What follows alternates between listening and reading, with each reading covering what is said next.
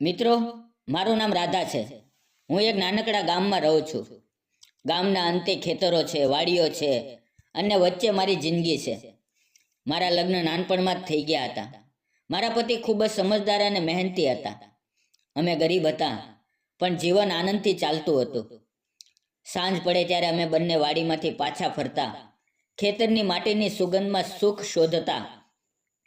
મારી દુનિયા બહુ નાની હતી, પણ એમાં હું ખુશ હતી. પણ મિત્રો, સુખ ક્યારે લાંબુ ચાલતું નથી. એક દિવસ અચાનક મારા પતિ બીમાર પડ્યા.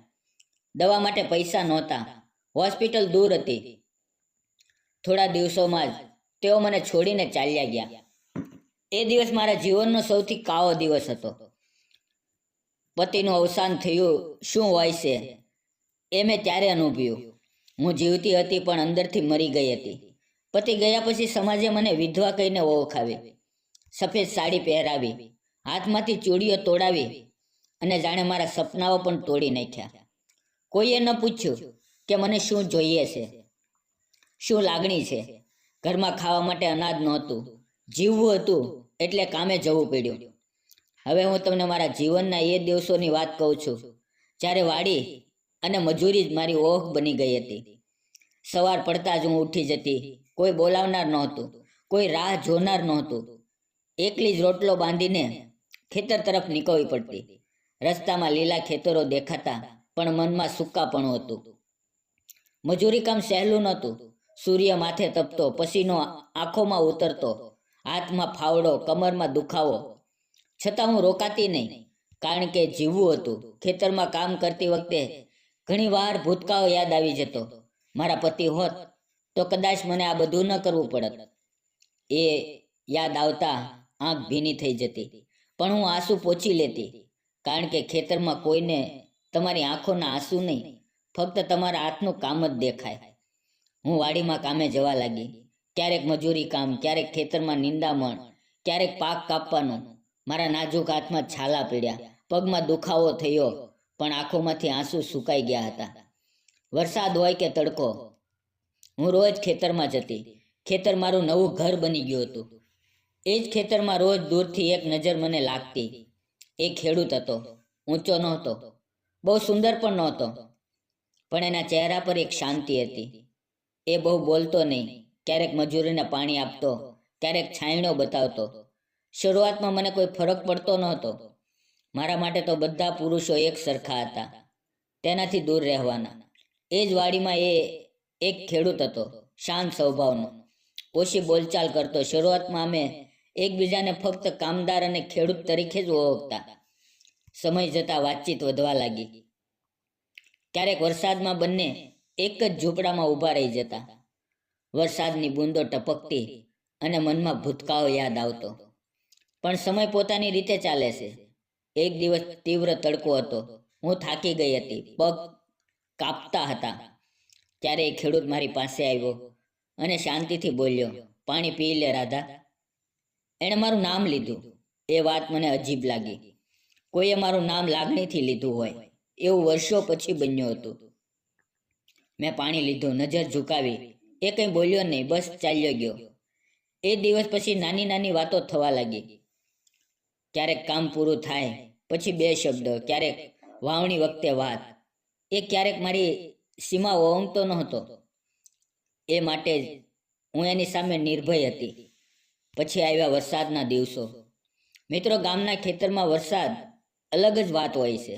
માટીની સુગંધ, આકાશમાં ગાંજ, પવનમાં ઠંડક. પણ મજૂરો માટે એ મુશ્કેલી પણ બને. એક દિવસ એવો વરસાદ આવ્યો કે કામ બંધ કરવું પડ્યું. બધા મજૂરો ભાગી ગયા. હું મોડેથી નીકળી અને રસ્તામાં જ વરસાદ વધુ તેજ થયો. ખેતરના ખૂણે એક જૂનું ઝૂંપડું હતું. હું ત્યાં દોડી ગઈ. અંદર અંધારું હતું, છતમાંથી પાણી ટપકતું. હું એકલી બેઠી, ભીની સાડી શરીર સાથે ચોંટેલી. મનમાં ડર અને એકાંત બંને હતા. એ જ સમયે એ ખેડૂત પણ ત્યાં આવી પહોંચ્યો. બંને એકબીજાને જોઈને થોડી ક્ષણો શાંત રહ્યા. એક દિવસ ભારે વરસાદ પડતો હતો. ખેતરમાં કામ અચાનક બંધ થઈ ગયું. હું ખેતરના ઝૂંપડામાં એકલી બેઠી હતી. વીજળી ચમકી, પવન ફૂંકાયો. એ જ સમયે ખેડૂત પણ ઝૂંપડામાં આવ્યો. બંને ચૂપચાપ બેઠા. બહાર વરસાદ વરસતો હતો અને અંદર મારા મનમાં ભૂતકાળ ફરી જીવતો હતો. બહાર વરસાદ વરસતો રહ્યો, અંદર ફક્ત બૂંદોની અવાજ અને અમારા શ્વાસ. એણે દૂર બેસીને કહ્યું, ડર નથી લાગતો ને? વરસાદ થોડી વારમાં શાંત થઈ જશે. એ અવાજમાં આશ્વાસન હતું. એક ક્ષણે મને લાગ્યું કે હું વર્ષો પછી સુરક્ષિત અનુભવી રહી છું. કોઈ ખોટી નજર નહીં, કોઈ બળજબરી નહીં, ફક્ત માન. એણે ધીમેથી પૂછ્યું, રાધા, તું હંમેશા ઉદાસ કેમ રહે છે? એ સવાલે મારી અંદરની દિવાલ તોડી નાખી. મેં મારી આખી વાત કહી. પતિનું અવસાન, એકાંત, સમાજની નિર્દયતા. એ શાંતિથી સાંભળતો રહ્યો. એ દિવસે જ્યારે વરસાદ વધારે થયો, હું થોડી ડરી ગઈ. અચાનક એણે મારો હાથ પકડી લીધો. એ સ્પર્શમાં લાલસા નહોતી, ફક્ત સહારો હતો. વર્ષો પછી કોઈએ મને માનવી સમજીને સ્પર્શ કર્યો હતો. મારી આંખોમાંથી આંસુ વહી ગયા. થોડી વાર પછી વીજળી જોરથી ચમકી. હું ચોંકી ગઈ. અજાણતા જ મારી આંખોમાંથી આંસુ નીકળી ગયા. એણે ધીમેથી મારી તરફ હાથ લંબાવ્યો અને મારો હાથ પકડી લીધો. મિત્રો, એ હાથ પકડવો કોઈ ખોટી ભાવના નહોતી, એ સહારો હતો. એક ક્ષણમાં હું ફરી એક સ્ત્રી બની હતી. ફક્ત વિધવા નહીં. એ દિવસે અમે વધારે કંઈ બોલ્યા નહીં. વરસાદ શાંત થયો અને અમે અલગ અલગ રસ્તે ચાલ્યા ગયા. પણ એ ઝૂંપડામાં થયેલો સ્પર્શ મારા દિલમાં રહી ગયો. આમ ધીમે ધીમે અમારી વચ્ચે લાગણી ઉગી. કોઈ વચન નહોતું, કોઈ માંગ નહોતી, ફક્ત સમજણ હતી. ખેતરની વચ્ચે વરસાદના દિવસોમાં ઝૂંપડામાં બેઠા બેઠા પ્રેમ પાકતો ગયો. આ પછીના દિવસોમાં મારી અંદર કંઈક બદલાઈ ગયું. હું એને શોધવા લાગી. એની હાજરી મને સારું લાગવા લાગી અને મને ડર પણ લાગતો કે સમાજ શું કહેશે. હું રોજ ભગવાનને પૂછતી, શું વિધવાને લાગણી કરવાનો હક નથી? હવે હું તમને કહું છું એ દિવસોની વાત, જ્યારે એ ઝૂંપડામાં થયેલો એક નાનો સ્પર્શ મારી આખી જિંદગી બદલી નાખશે એવું મને ખબર પણ નહોતી. એ દિવસ પછી હું પહેલા જેવી રહી નહોતી. ખેતરમાં કામ કરતી વખતે હાથ તો માટીમાં હતો, પણ મન વારંવાર એની તરફ દોડી જતું. હું જાતે જ મનને સમજાવતી, રાધા, તું વિધવા છે, સમાજ તને આ બધું કરવાની છૂટ આપશે નહીં. પણ દિલ સમજતું નહોતું. એ પણ બદલાઈ ગયું હતું. પહેલાં જે શાંતિથી દૂરથી બધું જોતું હતું, હવે ક્યારેક મારી પાસે આવીને બે શબ્દ બોલતો. ક્યારેક મારી આંખોમાં સીધી નજર નહીં, પણ એ અવાજમાં એક લાગણી હતી. અમે બંને જાણતા હતા કે કંઈક જન્મ લઈ રહ્યું છે, પણ કોઈ નામ આપતા ડરતા હતા. એક દિવસ ખેતરમાં કામ કરતાં કરતાં મને ચક્કર આવી ગયા. પગ લથડાયા અને હું જમીન પર બેસી ગઈ. એ તરત મારી પાસે આવ્યો. કોઈને બોલાવ્યા નહીં, શોર કર્યો નહીં, બસ શાંતિથી કહ્યું, બેસી રહે, પાણી લાવી દો. એક ક્ષણે મને લાગ્યું, જો મારો પતિ આજે જીવતો હોત તો તે પણ કદાચ એટલો ખ્યાલ રાખે. એ વિચાર આવતા જ હું ડરી ગઈ. હું શું વિચારી રહી હતી?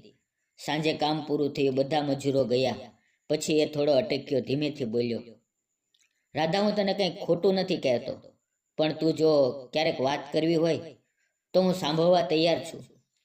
એ શબ્દોમાં દબાણ નહોતું, લાલચ નહોતી, ફક્ત સન્માન હતું. મારી આંખો ભીની થઈ ગઈ. વર્ષો પછી કોઈએ મારી લાગણીને જગ્યા આપી હતી. એ દિવસ પછી અમે ઘણી વાર વાત કરવા લાગ્યા. ક્યારેક ખેતરના કિનારે બેસીને, ક્યારેક વાડીની વાડ પાસે ઊભા રહીને. વાતોમાં પ્રેમની વાત નહોતી, પણ જીવનની વાત હતી.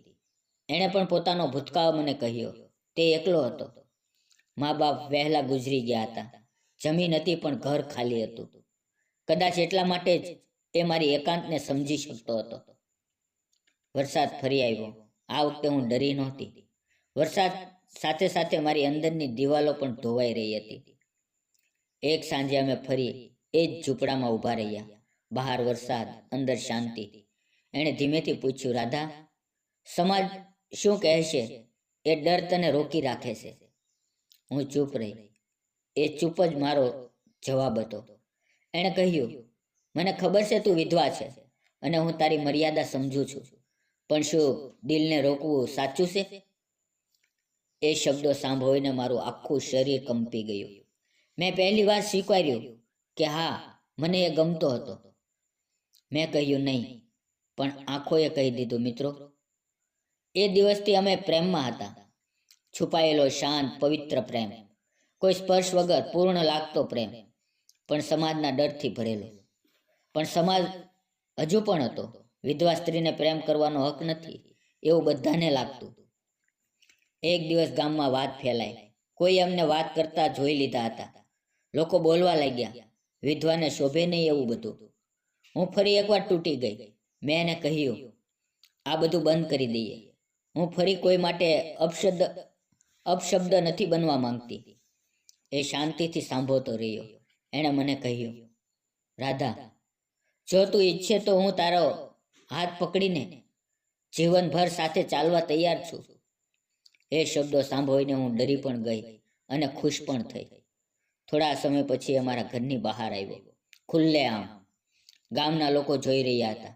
એણે કહ્યું, રાધા, હું તને કોઈ સંબંધમાં છુપાવીને રાખવા નથી માંગતો. જો તું તૈયાર હોય તો હું તારો હાથ પકડીને મંદિરમાં લગ્ન કરવા તૈયાર છું. એ શબ્દો સાંભળીને મારું દિલ જોરથી ધડક્યું. ડર પણ લાગ્યો અને આશા પણ જાગી. આ નિર્ણય સહેલો નહોતો. આખી રાત હું જાગતી રહી. પતિની યાદ, સમાજનો ડર અને આ નવા પ્રેમની તાકાત. અંતે મેં નક્કી કર્યું, હું ફરી જીવવા માંગુ છું. એ રાત મારી જિંદગીની સૌથી લાંબી રાત હતી. હું એકલી પડખું ફેરવતી રહી. ક્યારેક પતિની યાદ આવી, ક્યારેક એ ખેડૂતનું શાંત ચહેરો આંખ સામે ઊભો થઈ ગયો. મને લાગ્યું કે હું બે દુનિયાની વચ્ચે ફસાઈ ગઈ છું.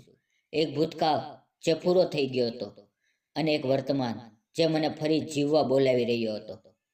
સવાર પડી ત્યારે મેં ભગવાનની સામે માથું નમાવ્યું. મેં કોઈ ચમત્કાર માંગ્યો નહીં, ફક્ત એટલું કહ્યું, મને સાચો રસ્તો બતાવ. અને મિત્રો, એક ક્ષણે મને અંદરથી અવાજ આવ્યો, ડરથી નહીં, સત્યથી ચાલ. હું એના ઘરે ગઈ. પહેલી વાર ગામના લોકોને જોયા. ફસફસાટ થયો, પણ એ દિવસે મને કોઈની પરવા નહોતી. એ મને જોઈને થોડી ક્ષણ ચૂપ રહ્યો, પછી બોલ્યો, તું આવી ગઈ? એટલે હું સમજી ગયો. મેં આંખોમાં આંસુ સાથે માથું હલાવ્યું. એક ક્ષણમાં કોઈ શબ્દની જરૂર નહોતી. અંતે અમે નિર્ણય કર્યો, કોઈ ધામધૂમ નહીં, કોઈ દેખાડો નહીં. ગામથી દૂર એક નાનકડા મંદિરમાં અમે લગ્ન કર્યા. અમે નક્કી કર્યું કે લગ્ન શાંતિથી કરશું. કોઈ દેખાડો નહીં, કોઈ સાડી દાગીના નહીં, ફક્ત બે જીવ અને ભગવાન. ગામથી થોડે દૂર એક નાનું મંદિર હતું. વરસાદ પછીની માટીની સુગંધ હજુ હવામાં હતી. મંદિરમાં દીવો જલતો હતો, શાંત વાતાવરણ. હું સાદી સફેદ સાડીમાં હતી, કોઈ સજાવટ નહીં. પણ મિત્રો, એ દિવસે મને સૌથી સુંદર અનુભવી, કારણ કે એ સૌંદર્ય આત્મસન્માનનું હતું. એ સફેદ સાડી હવે દુઃખની નિશાની નહોતી, એ નવી શરૂઆતનું પ્રતીક બની ગઈ હતી. એ મંદિરના પગથિયા ચડ્યો, મારી તરફ હાથ લંબાવ્યો. મેં થોડા ક્ષણ માટે ડર અનુભવ્યો, પછી એ હાથ પકડી લીધો. એ હાથમાં હવે ફક્ત સહારો નહીં, જીવનભરનો વિશ્વાસ હતો. ભગવાન સામે અમે 7 ફેરા લીધા. કોઈ મંત્રનો અવાજ નહીં, ફક્ત દિલની ધડકન. દરેક ફેરામાં મેં એક ડર છોડ્યો, સમાજનો ડર, અપમાનનો ડર, એકલાપણાનો ડર, અને દરેક ફેરામાં એક નવી આશા ભરી. એ દિવસે મને લાગ્યું કે ભગવાને મને ફરી જીવવાની પરવાનગી આપી છે. લગ્ન થયા પછી અમે શાંતિથી પાછા ફર્યા. ગામમાં વાત ફેલાઈ. કોઈએ મારો મજાક ઉડાવ્યો, કોઈએ મને ખરાબ શબ્દો કહ્યા. પણ હવે હું તૂટતી નહોતી, કારણ કે હવે મારી પાસે સાથ હતો. સમય પસાર થયો, ધીમે ધીમે લોકો બદલાયા. જેમણે મને તિરસ્કાર કર્યો હતો, એ જ લોકો આજે મને માનથી જુએ છે, કારણ કે હું ઝૂકી નહીં. મેં કોઈની વસ્તુ છીનવી નહોતી, મેં ફક્ત મારું જીવન પસંદ કર્યું. આજે પણ હું ખેતરમાં કામ કરું છું, વાડીમાં જાઉં છું, પણ હવે એકલી નથી. મારા જીવનમાં પ્રેમ છે, માન છે અને આત્મસન્માન છે. આજે હું ફરી વાડીમાં કામ કરું છું, મજૂરી પણ કરું છું, પણ હવે મારી ઓળખ ફક્ત વિધવા નથી. હું એક પત્ની છું, એક સ્ત્રી છું, એક જીવંત માનવી છું. સાંજ પડે ત્યારે હું એકલી નથી ફરતી, મારી સાથે હાથમાં હાથ છે. મિત્રો, આ વાર્તા મારી વાત છે. સમાજને એટલો સંદેશ છે કે વિધવા સ્ત્રી પણ જીવતી છે, એને પણ પ્રેમ કરવાનો, ખુશ રહેવાનો હક છે. જીવન એકવાર તૂટે તો ફરી જોડાઈ શકે છે. બસ સમજ અને હિંમત હોવી જોઈએ. મારી આ વાર્તાનો એક જ સંદેશ છે, સ્ત્રીની જિંદગી પતિના અંત સાથે પૂરી થતી નથી. વિધવા શબ્દ કોઈ શ્રાપ નથી, પ્રેમ કોઈ ગુનો નથી. સમાજના ડરથી પોતાનું જીવન જીવી ન શકીએ તો એ સાચું જીવન નથી. જો આ વાર્તા સાંભળતી કોઈ રાધા હશે તો હું એટલું જ કહું છું, તું જીવવા લાયક છે, તને ખુશ રહેવાનો હક છે અને ભગવાન હંમેશા સત્યની સાથે હોય છે. મિત્રો, આ હતી મારી વાર્તા, રાધાની વાર્તા. દુઃખથી શરૂ થઈ, હિંમતથી લડી અને પ્રેમમાં પૂરી થઈ. જો મિત્રો વિડીયો પસંદ આવ્યો તો વિડીયોને લાઈક, ચેનલને સબસ્ક્રાઈબ અને એક નાની એવી કોમેન્ટ કરવાનું ભૂલશો નહીં. ધન્યવાદ મિત્રો.